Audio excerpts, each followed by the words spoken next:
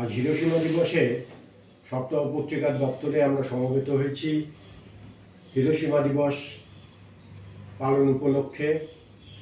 পৃথিবীতে পারমাণবিক যুদ্ধে যারা নিহত হয়েছেন, শহীদ হয়েছেন, তাদের স্মৃতির প্রতি শ্রদ্ধা জানাতে এবং সেই একই সঙ্গে এই বছরে কবি সুকান্ত ভট্টাচার্যের শতবর্ষ উপলক্ষেও আমরা আমাদের নানান কর্মসূচির মধ্যে আজকে আমরা তাকে নিয়েও একটু ভাবনা চিন্তা, একটু আমাদের কথা বলা, সে কাজগুলোও আমরা করব।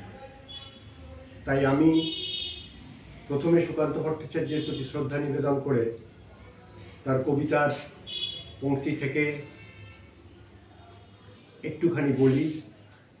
দিগন্তে প্রত্যাসন্ন সর্বনাশের ঝড়, প্রাণে আর মনে দাও শীতের শেষের তুষার গলার উত্তাপ।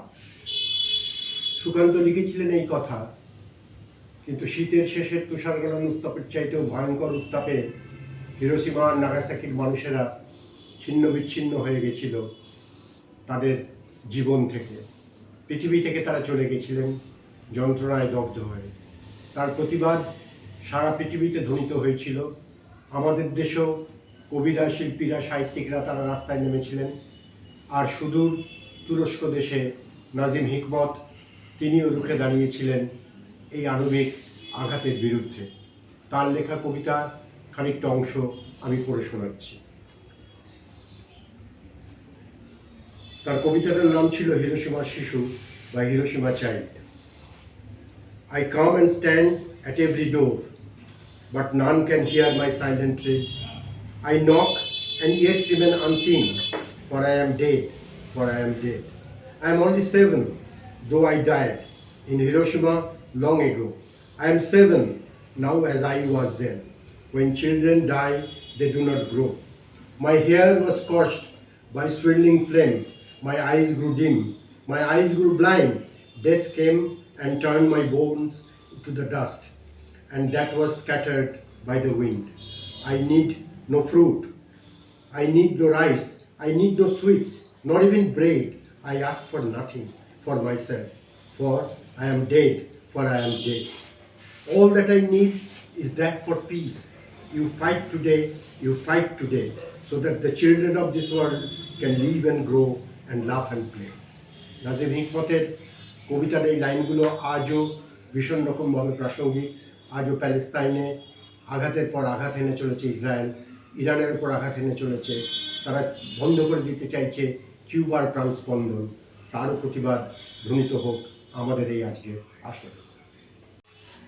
শতবর্ষ পূর্তি এই 15ই আগস্ট। তো সেই কবিকে এই সময়ে তার মর্যাদা দেয়ার বদলে পাষণ্ড কিছু তারা সুকান্তের ঘোরতর তার বিরুদ্ধে চক্রান্ত, কমিউনিস্ট বলে তার বিরুদ্ধে চক্রান্ত, এবং তার ছবিতে জুতোর মালা পরিয়ে সেটা ফানুস করে আকাশে ছেড়েছে লোককে দেখানোর জন্য যে কে সুকান্ত, এরা কোনো কবি নয়, এরা হচ্ছে দেশদ্রোহী, এসব কথা বলার জন্য। তো সুকান্ত, আমি গর্বিত যে সুকান্তের তৈরি যে কিশোর সভা, সেই সভার আমি সদস্য ছিলাম। আমার প্রথম লেখা স্বাধীনতা পত্রিকায় কিশোর সভাতেই ছাপা হয়েছিল। আমি সুকান্তকে নিবেদন করে একটি কবিতা পড়ছি। তুমি আসনি বলে মন কেমনের নন্দন কাননে, প্রলম্বিত ছায়া ঘনায় জলের স্থলে, অভিমানী প্রজাপতি সমপকার বয়নে, বাঁশি ভুলে আমি মূর্খ রাখাল ছেলে, শালুক পাতায় অশ্রু খুঁজি পদ্ম আঁখির বদলে, বটের ছায়ায় দিন গেল হেসে খেলে। তুমি আসনি বলে সন্ধানী মন বোকা বোকা ছিল বটে, চিলেকোঠা ভুলেছে গুনগুন গুঞ্জরণে, কুসকুস ছিল খুব মথের কৃষ্ণ ঠোঁটে, কৃষ্ণকুলি মেঘটি জমেছে চোখের কাজলে। তুমি আসনি বলে জাদুকরি স্বপ্নেও পর্বতের মুশিক প্রসব, তোমার আমার মাঝে ভেঙে পড়ে সাঁকো, মরানালায় সাঁকর তলায় ধর্ষিতা বাসি সব মৌন মুগ্ধ ভোগবেলা যারা স্বার্থমগ্ন নির্লিপ্ত থাকো। তুমি আসনি বলে মোড়ে মোড়ে বালু ভুক পিয়াসী মরুভূমি ব্যাবাক খুশি সুখেরা যেন কাদের দখলে রিমঝিম রিমঝিম শুনবো যদি ওই ঝর্ণার গান উৎকর্ণ সুখা নদী আর তুমি। পর্যন্ত পৃথিবীতে যত নারকীয় ঘটনা ঘটেছে মানবতার বিরুদ্ধে, তার মধ্যে সবচেয়ে ঘৃণ্যতম, সবচেয়ে নিষ্ঠুরতম অধ্যায় হচ্ছে হিরোশিমা এবং নাগাসাকিতে দ্বিতীয় বিশ্বযুদ্ধের সময় আমেরিকার আণবিক বোমাবর্ষণ। লক্ষ লক্ষ মানুষের মৃত্যু, আজ পর্যন্ত তার বিভীষিকা বয়ে বেড়াচ্ছে হিরোশিমা নাগাসাকি। তো সেইটা মাথায় রেখে এই ছোট্ট নিবেদন। যুদ্ধ যদি আকাশ ঢাকে, সূর্য তলে উঠবে কোথায়, মাটি যদি রক্ত মাখে, ফুলগুলো সব ফুটবে কোথায়। যুদ্ধ যদি আকাশ ঢাকে, সূর্য তলে উঠবে কোথায়, মাটি যদি রক্ত মাখে, ফুলগুলো সব ফুটবে কোথায়। যুদ্ধ যদি আকাশ ঢাকে, সূর্য তলে উঠবে কোথায়। যুদ্ধে কেউ জেতে না, যুদ্ধে যেতে অস্ত্রের হুঙ্কার, যুদ্ধে যেতে মানুষের হাহাকার, যুদ্ধে যেতে ভুকমারি, যুদ্ধে যেতে মহামারী এবং যুদ্ধে যেতে বিভৎস। তো কিন্তু তারপরেও যুদ্ধ হয়, যুদ্ধ চলতে থাকে, এই যুদ্ধ চাপিয়ে দেওয়া হয় অপেক্ষাকৃত দুর্বল এবং গরিব দেশগুলোর উপর, এক দেশ আরেক দেশকে আক্রমণ করার জন্য, সেই দেশকে গ্রাস করার জন্য। দ্বিতীয় বিশ্বযুদ্ধে এত কিছু ক্ষতির পরে যখন মিত্রপক্ষ জয়লাভ করে, রাইখস্ট্যাগে লাল পতাকা ওড়ে, তারপরেও জাপানি বাহিনী যখন সোভিয়েত বাহিনীর কাছে আত্মসমর্পণ করবে বলে ঠিক করেছে, সমাজতন্ত্রের শিবির জয়যুক্ত হয়ে যাচ্ছে বা তাদের প্রচার বাড়ছে, এইটা থেকে বন্ধ করার জন্য ঠান্ডা যুদ্ধের যে আবহ সেটা আবার তারা শুরু করে। এই কারণেই মূলত তারা জাপানকে ভয় দেখানোর জন্য যে বোমা মারে, সেই বোমার ফল হিসেবে, এই ডাইরেক্ট ফল হিসেবে বহু লোক মারা গেছে।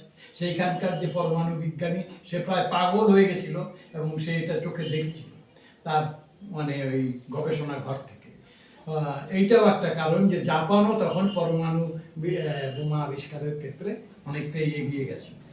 তো এই সমস্ত বন্ধ করার জন্য আমেরিকা যে পদ্ধতি নিয়েছিল, সেই পদ্ধতি হচ্ছে গিয়ে পশুদের পদ্ধতি, সে পশু জানোয়ারদের থেকেও পদ্ধতি। এবং যিনি এই বোমা নিক্ষেপ করেছিলেন তিনি, তার ওপরে নিষেধ ছিল যেন তিনি পেছন ফিরে না দেখেন, কিন্তু সে মানে কিছুতেই তার লোভ এড়াতে পারেনি। সে বহু স্পিডে বেরিয়ে যেতে যেতেও থমকে গিয়ে সে পিছন ফিরে দেখেছিল এবং সেইটা সে বর্ণনা করে এবং তার জন্য তার শাস্তি হয়েছে। যাই হোক, এই যুদ্ধের যে ফল, সেই ফল এখনো বিশেষ করে জাপান এবং তার আশপাশের দেশগুলো ভোগ করছে। তাই হিরোশিমা নাগাসাকিতে এখনো পর্যন্ত পঙ্গু শিশুর জন্ম হচ্ছে, এখনো পর্যন্ত মৃত শিশুর জন্ম হচ্ছে, এখনো পর্যন্ত যারা জন্মাচ্ছে তারা নানান রোগে ভোগে তাদের মানে অঙ্গ প্রত্যঙ্গ ক্ষইয়ে ফেলছে। তো এই যে বিভৎস যুদ্ধ, এই যুদ্ধ যাতে আর না হয় এর জন্য বহু লড়াই হয়েছে, হচ্ছে, তবুও যুদ্ধ হচ্ছে। এই হিরোশিমা দিবসে আমাদের তাই শপথ নিতে হবে, হিরোশিমা দিবস তো নয়, আর কোনো যুদ্ধ নয়। বলতে পারো বড় মানুষ মোটর কেন চড়বে, গরিব কেন সেই মোটরের তলায় চাপা পড়বে। সঙ্গে সঙ্গে আরেকটা চক্রান্ত করে যেটা করছে, আসলে কমিউনিস্টদের বিরুদ্ধে চক্রান্ত করেই এটা করছে, সেটা হলো লাল পতাকারও অপমান হচ্ছে। সেই লাল পতাকার অপমানকে কেউ আমরা একইভাবে প্রতিবাদ করছি, লাল পতাকার অপমানের বিরুদ্ধে। তো সেই জন্য আমি এখন এই মুহূর্তে সুকান্তকে লাল পতাকার সঙ্গে স্মরণ করে, সুকান্তরই একটি কবিতা, পয়লা মের কবিতা, তার থেকে কয়েকটি লাইন।